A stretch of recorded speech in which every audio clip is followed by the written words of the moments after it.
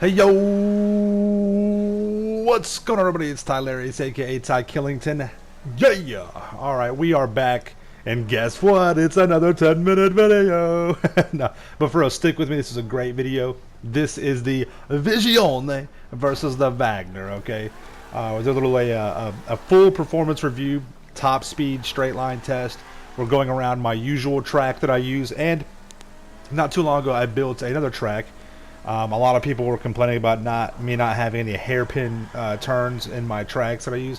So I built another track. We're going to be just kind of taking a little look at that to make its debut. I'm not sure if I'm going to use it. I may build something different, but you guys will see. So let's get right into it, okay? Here we go. So first one up, top speed, straight line test right here, okay? We're going just balls to the wall.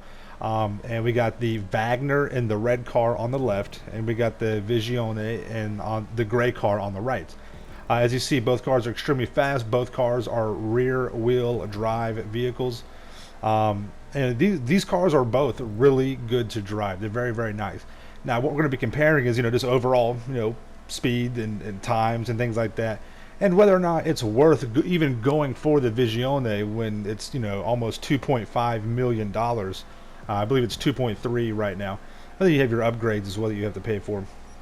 Versus a car like the Vagner that's $1.5 million. And the Vagner is a proven vehicle for racing. Every tester out there, from me to your Bruffies to hell, even GTA man, Jesus, he's getting on the test scene now.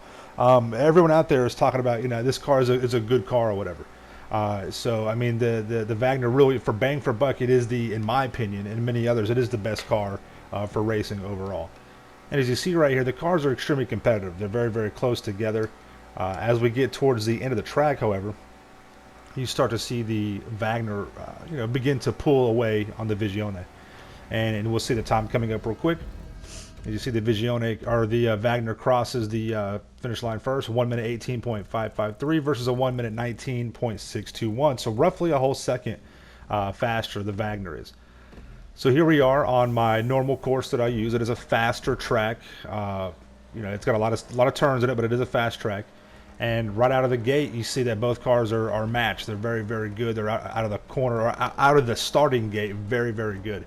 But you'll start to see here very quickly, the Vagner does start to pull. Now, as you see right here, they're still lined up almost identical. But the Vagner is just, man, this car has just got it has superior grip. It really does. I mean, you feel the car is a loose handling car, yet it sticks to the track. It's a weird feel with the Vagner. It really is. You're much more protected than what you feel. You feel like you're going to spin out, but you're not. The car just hugs the track. The Visione reminds me a lot. It looks like the FMJ in my opinion, but it handles more like the X80 Proto, if that makes any sense at all. It really does. It feels like it feels like the X80. The Visione does, and I'm not a big fan of the X80's handling. Now, because this is my first time testing the Visione, I did run, I'd say, roughly 50 laps between two different tracks in total, just to kind of get the hang of it, to make sure what was what or whatever, you know what I mean. So I didn't want to just come out here cold and just hit the track with sticky tires and it just oh my god. Anyways, but as you see right here, the Vagner is starting to pull on the Visione, and it's because the Visione, I'm not sure if it just doesn't have the acceleration coming out of the corners the same way as the Vagner does, but the Vagner, I mean, it's just so demanding, or not demanding, but so commanding around the corners. It commands that. You can hold through the turns. You definitely, neither one of these cars on this track you have to brake on at all. You don't have to brake at all on this track. You just have to kind of find the right rhythm with the corners, because if you go into one corner really fast, the next corner you'll probably have to back off a little bit more because you've already picked up all that speed. And then so maybe that same corner you back off on, now on the next corner you can kind of go through it a little bit harder. So it really just kind of depends on how your racing style and your feel, and so you have to kind of get into that rhythm with both these cars here. Now, once again, I recommend that people that watch these videos, make sure you watch all the GTA YouTubers that test vehicles. Get an idea, run some laps with the standard version of the cars in some races, maybe by yourself or whatever, to get a good feel of them and whatnot. But once again, in my opinion, just my opinion or whatever. Like I said, the Vagner does just feel like a much more comfortable car around the track. Now, the Visione is nothing to shake a stick at. But like I said, What we're talking about here is, which one overall is better than the other with my testing, and whether or not, should we, drop $2.5 million on a car that is, inferior, or maybe, the same as a car that's $1 million cheaper. Because $1 million is hard to get these days. Well, it's not a lot or hard to get, but you still got to grind for it. If you watch my tutorials, you can easily get $1 million in just a day or so through a strong grind session. However, you still got to do that. You still have to put in the time and the effort for it. So is it worth that overall? As we're coming up, both cars are on the 8th lap, and the Vagner is now clearly ahead of it, strongly ahead of the Visione. And the Visione, it's a longer vehicle, so that may be kind of because it does feel like it has a little bit of understeer to it, where the Vagner feels like it has a little bit of oversteer to it. But once again, like I said, you feel like you're going to slide out with the Vagner, but you don't. And like I believe maybe because the car might be, it looks like it's a little bit longer. I didn't really put them next to each other to kind of compare the length or whatever.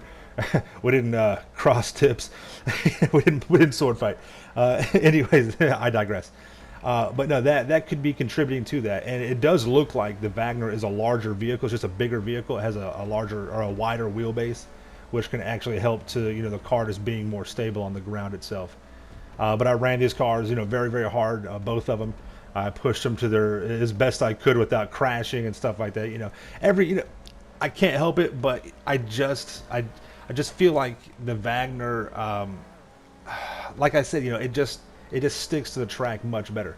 I do like the way the Visione handles, though. It's not my favorite car, when it handles, but it's not the worst. Like I said, it reminds me a lot of the X80. Just not as it's kind of like a cross between the X80 and a little bit of maybe some I guess maybe T20 in there a little bit. But as you see right here, a 434 versus a 430. So and here we get the times overall. The Vagner came in at 437.03. The Visione 434.309. Best lap was 26.494 with the Vagner and 26.526 with the Visione. So, both cars are extremely competitive. However, like I was saying, the Vagner just is more consistent. You just feel more comfortable with that vehicle overall. I'm not the best racer out there. I'm not the worst. I'm average. I'm just like you. I'm just like you back, sitting there on your phone or at your computer desk.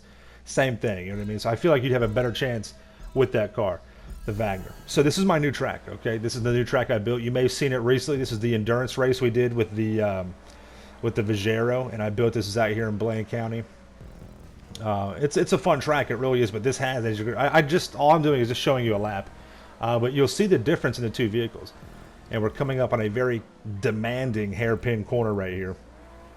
Both cars are going to decelerate dramatically to get in there. But as you see, the overall top speed with the Vagner, the better handling, and just the quicker acceleration out of the pocket. The Vagner already is taking the lead in the very, very first lap. Now the Visione is close behind, and you'll just see with the times coming up here, because I did record the times overall. I just didn't record the whole entire race.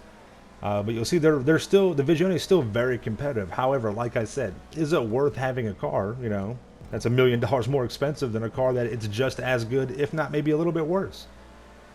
So, we just crossed the billboard right there with the Vagner. It comes in. We crossed the finish line already.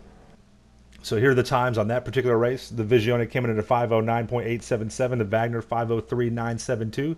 But look at the best laps. They're very, very close. The Vagner had a better overall best lap, 1 minute .092, versus the Visione's 1 minute .126. So basically, just not that much time at all. Just a blink of an eye between the best laps. However, just like before, it's just more consistent. I probably could have got a better time with the Visione, but I still don't think it would have been as good as the Vagner. So there you guys have it. The Visione is a great car. If you've already had it, if you've already bought it, don't worry about it. It's a good car to use. It really is. But if you have not bought it and you're looking for a new supercar, or if you have the Vagner and you were thinking about buying the Visione, just save the money, because I do believe the Vagner overall is a better vehicle. Just on average, on a lot of tracks, I used a very fast track. I used a track with a lot of turns and a hairpin corner on there. So, once again, it's all up to the person that's driving it. But I do believe overall the Vagner is a better vehicle. And if you don't have it, or if you're thinking about buying the Visione, maybe just hold off until you grind your money out, get a little bit more stacked up, and then you can afford it. Both really good cars, both fun. I love them a lot. They're really fun to drive. So I hope this helped out. Make sure you guys let me know if you got any questions down below. Make sure you subscribe to my channel for the reels content of the game. Make sure you smash. Stay that like button. Stay dangerous. Peace.